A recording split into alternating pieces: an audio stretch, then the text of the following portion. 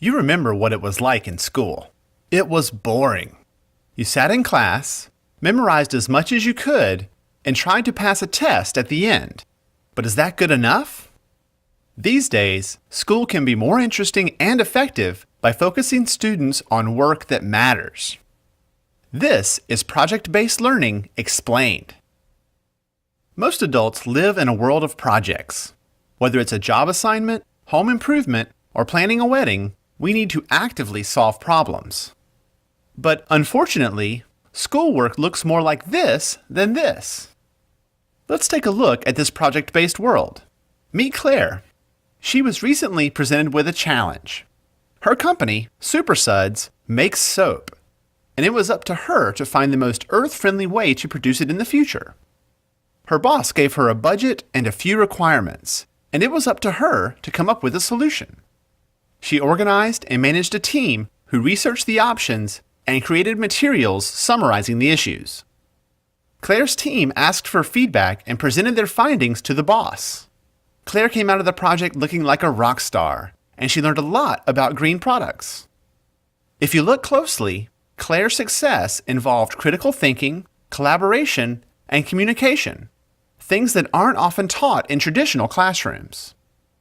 The world needs more Claires, so how do we get them? The answer is project-based learning, or PBL. By focusing students on a project, teachers put them on a path that deepens their knowledge and builds skills they'll need in the future. Here's what I mean. Mr. Simmons has always been a good science teacher, and his students do well on Friday's tests. Unfortunately, what they learned was gone by Saturday morning. That wasn't good enough for him. Soon he learned about project-based learning and decided to give it a shot. Mr. Simmons got the idea for his first project on microorganisms when nearly half of his students were suddenly absent with the flu. He asked his students why they thought so many of their classmates got sick at the same time. That lively discussion produced a lot of good questions and a list of things the kids wanted to know. Mr. Simmons then announced their project was to help elementary school kids understand, how can we not get sick?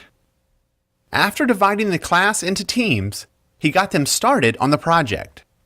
It was up to the students to ask questions, research, collaborate, give each other feedback, and figure out the best ways to make their points clear to children.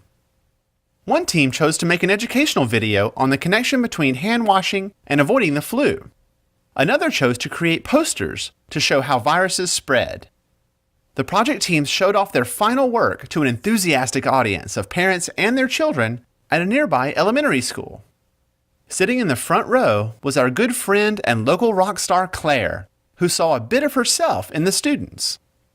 It was clear that the project was a success for the students, the audience, and Mr. Simmons. His students practiced critical thinking, collaboration, and communication. The project wasn't about memorization, but learning in depth about viruses and how to prevent spreading disease, a lesson they will never forget. At the end of the presentation, Claire introduced herself to the students and told them that they were rock stars and that the world needs more people who can think like them. To learn more about project-based learning, go to BIE.org.